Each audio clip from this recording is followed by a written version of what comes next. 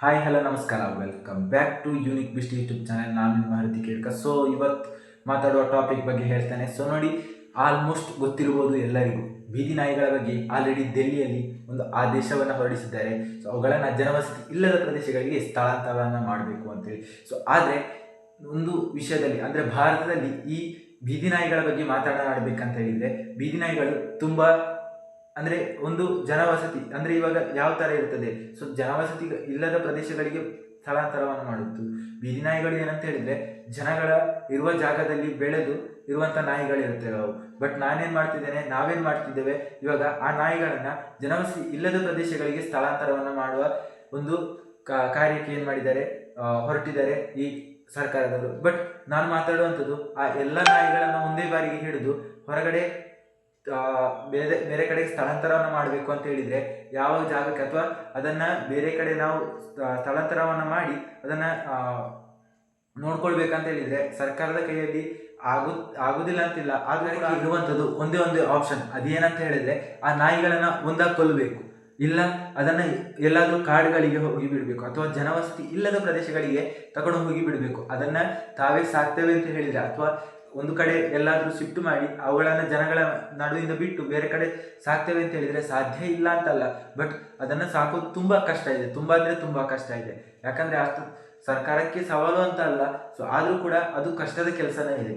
ಯಾಕಂದರೆ ಒಂದು ಬೀದಿ ನಾಯಿಗಳು ಅಷ್ಟು ಇಷ್ಟು ಅಲ್ಲ, ಯಾವ ಥರ ಜನಸಂಖ್ಯೆ ಇದೆ ಅಲ್ಲ, ಅದೇ ಥರ ಬೀದಿ ನಾಯಿಗಳು ಕೂಡ ಇದೆ. ಆದರೆ ಅದನ್ನು ಯಾವ ಥರ ಮಾಡಬೇಕು, ಇವಾಗ ಯಾವ ಥರ ಎಲ್ಲರಿಗೂ ಕೂಡ ಒಂದೇ ಥರ ಇರೋದಿಲ್ಲ. ಬೀದಿ ನಾಯಿಗಳನ್ನು ಸಾಕು ಅಂದರೆ ಏನಿರ್ತದೆ, ಜನವಸತಿ ಇದ್ದ ಪ್ರದೇಶದಿಂದ ಬೇರೆ ಕಡೆಗೆ ತಕೊಂಡು ಹೋಗ್ಬೇಕಂತ ಹೇಳ್ತಾ ಇದ್ದಾರೆ. ಆದರೆ ವಿಷಯ ಇದಲ್ಲ, ಬೀದಿ ನಾಯಿಗಳನ್ನು ಬೇರೆ ಕಡೆಗೆ ತಕೊಂಡು ಹೋಗುವುದೇನೋ ಸರಿ, ಅದನ್ನು ಒಪ್ಕೊಳ್ತೇನೆ. ಆದರೆ ಆ ಬೀದಿ ನಾಯಿಗಳನ್ನು ಬೇರೆ ಕಡೆ ತಗೊಂಡ್ರೆ, ಇವಾಗ ಒಬ್ಬ ಮನುಷ್ಯನನ್ನ ಯಾರು ಗೊತ್ತಿಲ್ಲದ ಕಡೆಗೆ ಕರ್ಕೊಂಡು ಹೋಗಿ ಬಿಟ್ರೆ, ಅಥವಾ ಅವರನ್ನ ಕರೆದುಕೊಂಡು ಹೋಗಿ ಅಲ್ಲಿ ನೀನು ಜೀವನವನ್ನು ಮಾಡು ಅಂತೇಳಿ ಅವನನ್ನು ಯಾರು ಗೊತ್ತಿಲ್ಲದ ಪ್ರದೇಶದಲ್ಲಿ ಬಿಟ್ಟರೆ, ಆ ನಿಜವಾದ ಮನುಷ್ಯನಿಗೆ ಕೂಡ ಒಂದು ಬಾರಿ ಆ ಮೈಂಡಲ್ಲಿ ಏನು ಯೋಚನೆ ಬರೋದಿಲ್ಲ, ಏನು ಮಾಡ್ಬೇಕಂತ ಗೊತ್ತಾಗೋದಿಲ್ಲ, ಎಲ್ಲಿ ಹೋಗ್ಬೇಕಂತ ಗೊತ್ತಾಗೋದಿಲ್ಲ, ಯಾವ ಥರ ಇರಬೇಕಂತ ಗೊತ್ತಾಗೋದಿಲ್ಲ, ಏನೂ ಗೊತ್ತಾಗೋದಿಲ್ಲ. ಆದರೆ ಅದೇ ಥರ ಇರ್ತದೆ ನಾಯಿಗಳು ಕೂಡ. ಇವಾಗ ಹೇಳ್ಬೋದು, ನಾಯಿಗಳಿಗೂ ಕೂಡ ಅದೇ ಥರ ಇರ್ತದೆ ಮೈಂಡಲ್ಲಿ, ಮನುಷ್ಯನ ಥರನೇ ಯಾವ ಥರ ಯಾವುದಾದ್ರೂ ಜನವಸತಿ ಇದ್ದ ಪ್ರದೇಶದಲ್ಲಿ ಬೆಳೆದಿರೋ ಎಲ್ಲ ರೂಢಿಯಾಗಿರೋ ಆ ನಾಯಿಗಳು, ಆದರೆ ಜನಗಳು ಕೊಟ್ಟಿರೋ ಆಹಾರದಿಂದವೇ ಬದುಕಿರುತ್ತವೆ ಹೊರತು ಅದು ಜನಗಳು ಕೊಡದೆ ಬದುಕಿರುವುದಿಲ್ಲ. ಯಾಕಂದ್ರೆ ಅದು ಬದುಕಿರ್ಬೇಕಂದ್ರೆ ಅದರ ಹೊಟ್ಟೆಗೆ ಆಹಾರ ಏನಾದರೂ ಬೇಕು. ಅದು ಬೇಕಂತ ಹೇಳಿದ್ರೆ ಜನರು ಯಾರಾದರೂ ಹಾಕಿದ್ರೆ ಮಾತ್ರ ಅದು ಬದುಕ್ತದೆ ಹೊರತು ಜನರು ಏನು ಹಾಕದೇ ಇದ್ರೆ ಅದು ಕೂಡ ಬದುಕುದಿಲ್ಲ, ಅದು ಕೂಡ ಸತ್ತು ಹೋಗ್ತದೆ.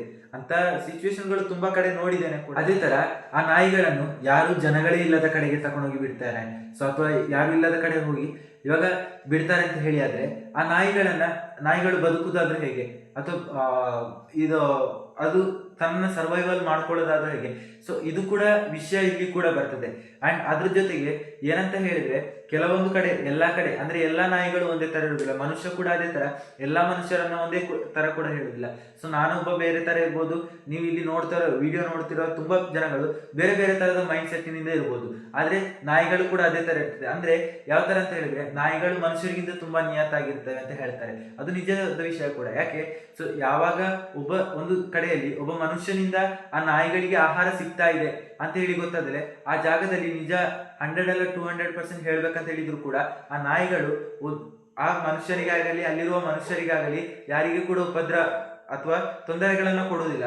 ಯಾವ ಕಡೆಯಲ್ಲಿ ಮನುಷ್ಯರು ಜಾಸ್ತಿ ತೊಂದರೆನ ಕೊಡ್ತಾ ಇರ್ತಾರೆ, ಎಲ್ಲಾದ್ರೂ ಬೇರೆ ಕಡೆ ಹೋಗಿ ತಿಂದುಕೊಂಡು ಬಂದು ಆ ಜಾಗದಲ್ಲಿ ಅದು ಇರ್ತದೆ ಅಂತ ಹೇಳಿದ್ರೆ, ಅಂತ ಜಾಗದಲ್ಲಿ ಕೆಲವೊಂದು ಬಾರಿ ಆ ನಾಯಿಗಳು ಏನ್ ಮಾಡ್ತವೆ, ಉಪದ್ರವವನ್ನು ಮಾಡ್ತವೆ ಅಥವಾ ತೊಂದರೆಗಳನ್ನ ಕೊಡುವುದು ಸಹಜ ಆಗಿರ್ತದೆ. ಇವಾಗ ನಾನು ಹೇಳುವಂಥದ್ದು ಅಂತದಲ್ಲ.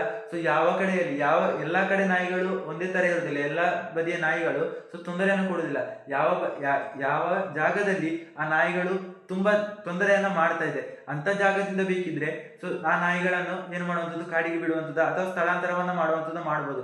ಆದ್ರೆ ಇಲ್ಲಿ ಈ ಸರ್ಕಾರ ತೆಗೆದುಕೊಂಡಿರೋ ನಿರ್ಧಾರ ಯಾವ ತರ ಅಂತ ಹೇಳಿದ್ರೆ, ಯಾವ ಜಾಗದಲ್ಲಿ ಎಲ್ಲಾ ನಾಯಿಗಳನ್ನು ಒಂದೇ ತರ ಏನ್ ಮಾಡ್ತಿದೆ, ಎಲ್ಲಾ ನಾಯಿಗಳನ್ನ ತಗೊಂಡು ಹೋಗಿ ಬೇರೆ ಕಡೆ ಬಿಡ್ಬೇಕಂತ ಹೇಳಿದ್ರೆ ಅದು ಒಂದು ಕಡೆಯಿಂದ ಸಾಧ್ಯವಾದ ಕೆಲಸ ಕೂಡ ಅಲ್ಲ. ಅದ್ರ ಜೊತೆಗೆ ಇನ್ನೊಂದು ಏನಂತ ಹೇಳಿದ್ರೆ, ಆ ಪ್ರಾಣಿಗಳು ಕೂಡ ನಮ್ಮಾಗೆ ಇರ್ತದೆ, ನಮಗೆ ಹೇಗೆ ಜೀವ ಇರ್ತದೋ ಅದಕ್ಕೆ ಕೂಡ ಅದೇ ತರ ಜೀವ ಇರ್ತದೆ. ಅಂಡ್ ಇದು ಭೂಮಿಯಲ್ಲಿ ಬದುಕಲಿಕ್ಕೆ ಅವುಗಳಿಗೆ ಕೂಡ ಅವಕಾಶ ಇದೆ. ಅವುಗಳು ಕೂಡ ಬದುಕಲಿಕ್ಕೆ ಎಲ್ಲದಕ್ಕೂ ಇದೆ. ಯಾವ ತರ ಮನುಷ್ಯ ಬದುಕ್ತಾನಲ್ಲ ಅಷ್ಟೇ ಅರ್ಹತೆಗಳು ಕೂಡ ಅದೇ ನಾಯಿಗಳಿಗೂ ಕೂಡ ಇದೆ. ಸೊ ಅದೇ ನಾಯಿಗಳಿಗೆ ಇದೆ ಅಂತ ಹೇಳಿದ್ರೆ ಅವರನ್ನು ಕೂಡ ಬದುಕಲಿಕ್ಕೆ ಬಿಡುವಂಥದ್ದು ನಮ್ದು ಕೆಲಸ ಇರ್ತದೆ, ಅವುಗಳನ್ನು ಕೂಡ ಪ್ರೊಟೆಕ್ಟ್ ಮಾಡುವಂಥದ್ದು ನಮ್ದು ಕೆಲಸ ಇರ್ತದೆ. ಅಂಡ್ ನಾನು ಹೇಳ್ತೇಲ್ಲ ಅವುಗಳನ್ನು ಪ್ರೊಟೆಕ್ಟ್ ಮಾಡಿ ದಿನ ದಿನ ಅದಕ್ಕೆ ಹೋಗಿ ಸಾಕಿ ಅದನ್ನ ಇದ್ ಮಾಡಿ ಅಂತ ಹೇಳ್ತಿಲ್ಲ. ನಿಮ್ಮ ದಿವಸದಲ್ಲಿ ನಿಮಗೆ ಕಂಡಾಗ ಯಾವತ್ತಾದ್ರೂ ಒಂದು ದಿವಸ ಹೋಗಿ ಆಹಾರವನ್ನು ಹಾಕಿ ಅದನ್ನ ಸಾಕಿ ಗೊತ್ತಾಗುತ್ತೆ. ಇದು ಆಲ್ಮೋಸ್ಟ್ ಯಾರು ನಾಯಿ ಪ್ರಿಯರು ಇರ್ತಾರೆ ಅವ್ರಿಗೆ ಖಂಡಿತವಾಗಿ ಇದು ಅರ್ಥ ಆಗಿರ್ತದೆ. ಅಂಡ್ ನಾವು ಕೂಡ ಈ ನಾಯಿಗಳ ಬಗ್ಗೆ ಸ್ವಲ್ಪ ಆಲೋಚನೆಯನ್ನ ಮಾಡೋಣ. ಯಾಕಂತ ಹೇಳಿದ್ರೆ ಭೂಮಿಯಲ್ಲಿ ಮನುಷ್ಯ ಯಾವ ತರ ಬದುಕ್ತಾನಲ್ಲ ಅದೇ ತರ ಆ ನಾಯಿಗಳಿಗೆ ಕೂಡ ಬದುಕಲಿಕ್ಕೆ ಅರ್ಹತೆ ಇದೆ, ಅವಕಾಶಗಳಿದೆ, ಎಲ್ಲ ಕೂಡ ಇದೆ. ಬಟ್ ನಾವು ಅದನ್ನ ಎಳೆದುಕೊಳ್ಳಿಕ್ಕೆ, ಮನುಷ್ಯರು ಅದನ್ನೇ ತೆಗೊಳ್ಳಿಕ್ಕೆ ಅಥವಾ ಎಳೆದುಕೊಳ್ಳಿಕ್ಕೆ ಯಾರಿಗೆ ಕೂಡ ಅದು ಹಕ್ಕು ಇರುವುದಿಲ್ಲ. ಯಾಕಂದ್ರೆ ಅದು ಮೇಲ್ಗಡೆಯಿಂದ ಏನಾಗಿದೆ ಬಂದಿರುವಂತದ್ದಿದೆ. ಅಂಡ್ ಕೆಲವೊಂದು ಕಡೆ ಹೇಳ್ಬೇಕಂತ ಹೇಳಿದ್ರೆ ಸೊ ಆ ನಾಯಿಗಳು ಕೂಡ ತುಂಬಾ ಹೆಲ್ಪ್ ಅನ್ನು ಕೂಡ ಮಾಡಿದವು ಇದೆ. ಯಾಕೆ ಸೊ ಎಲ್ಲಾ ಕಡೆಯಲ್ಲಿ ಎಲ್ಲಾ ಸ್ಟ್ರೀಟ್ ಡಾಗ್ಗಳು ಒಂದೇ ತರ ಇರುವುದಿಲ್ಲ ಅಂತ ಆವಾಗಲೇ ಹೇಳಿದೆ ನಾನು. ಸೊ ಅದೇ ತರ ಇರ್ತದೆ. ಯಾವ ತರ ಈ ಸ್ಟ್ರೀಟ್ ಡಾಗ್ಗಳು ಕೂಡ ಏನ್ ಮಾಡ್ತವೆ, ಕೆಲವೊಂದು ಕಡೆ ನಿಯತ್ತಿಗೆ ತಕ್ಕನಾಗಿರ್ತದೆ. ಅಂದ್ರೆ ಅನ್ನದ ಹಾಕಿದ ಅನ್ನಕ್ಕೆ ನಿಯತ್ತಾಗಿರ್ತದೆ. ಸೊ ಕಳ್ಳರು ಬಂದಾಗ ಎಚ್ಚರಿಸೋದಾಗಿರ್ಬೋದು ಎಲ್ಲ ಕೂಡ ಮಾಡ್ತದೆ, ಅಥವಾ ಪ್ರಾಬ್ಲಮ್ಸ್ ಆದಾಗ ಎಚ್ಚರಿಸೋದಾಗಿರ್ಬೋದು ಇದು ಕೂಡ ಮಾಡ್ತದೆ ಬೀದಿ ನಾಯಿಗಳು. ಬಟ್ ನಮಗೆ ಅದು ನೆನಪೇ ಇಲ್ಲ. ಇವಾಗ ನಾವೇನ್ ಮಾಡ್ತೇವೆ, ಆ ನಾಯಿಗಳನ್ನ ಓಡಿಸುವ, ಆ ಕಡೆ ಕಳಿಸುವ, ಈ ಕಡೆ ಕಳಿಸುವ, ಈ ತರ ಯೋಚನೆಯನ್ನ ನಮ್ಮ ಮೈಂಡ್ ಅಲ್ಲಿ ನಾವು ಮಾಡ್ತಾ ಇದ್ದೇವೆ.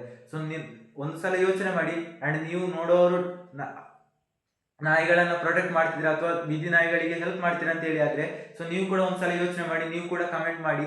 ಅಂಡ್ ಗೊತ್ತಾಗುತ್ತೆ. ಅದ್ರ ಬಗ್ಗೆ ಇನ್ನೂ ಕೂಡ ಡಿಸ್ಕಷನ್ ಮಾಡ್ತೇನೆ, ವಿಡಿಯೋಗಳನ್ನ ಮಾಡ್ತಾ ಇರ್ತೇನೆ.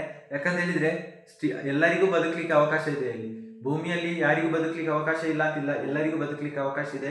ನಾವು ಕೂಡ ಅವರಿಗೆ ಏನ್ ಮಾಡುವ, ಸೊ ಪ್ರೊಟೆಕ್ಟ್ ಮಾಡ್ಲಿಕ್ಕೆ ಸ್ಟಾರ್ಟ್ಅಪ್ ಮಾಡುವ, ನಾವು ಕೂಡ ಅದ್ರ ಬಗ್ಗೆ ಮಾತಾಡ್ಲಿಕ್ಕೆ ಸ್ಟಾರ್ಟ್ಅಪ್ ಮಾಡುವ, ಧ್ವನಿ ಎತ್ತುವ.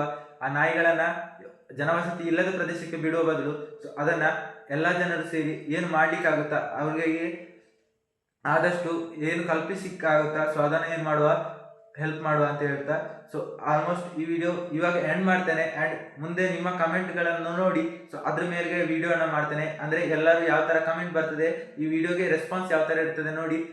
ಅದಾದ ನಂತರ ನೆಕ್ಸ್ಟ್ ವಿಡಿಯೋನ ಮಾಡುತ್ತೇನೆ, ಅಪ್ಲೋಡ್ ಮಾಡ್ತೇನೆ, ನೆಕ್ಸ್ಟ್ ವಿಡಿಯೋನ ಮಾಡ್ತೇನೆ. ಹಾಗೆ ಈ ವಿಡಿಯೋ ಏನಾದ್ರೂ ಇಷ್ಟ ಆಗಿದ್ರೆ ಲೈಕ್ ಮಾಡಿ, ಶೇರ್ ಮಾಡಿ, ಸಬ್ಸ್ಕ್ರೈಬ್ ಮಾಡಿ. ಅಂಡ್ ಪಕ್ಕದಲ್ಲಿರೋ ಬೆಲ್ ಐಕಾನ್ ಅನ್ನು ಕೂಡ ಟಚ್ ಮಾಡಿ ಅಂಡ್ ಆಲ್ಗೆ ಸೆಟ್ ಮಾಡ್ಕೊಳ್ಳಿ. ಯಾಕೆ ಸೊ ನಾನು ಹಾಕೋ ವಿಡಿಯೋಗಳು ಎಲ್ಲ ನಿಮಗೆ ಕೂಡ ಬೇಗನೆ ಬರುತ್ತೆ.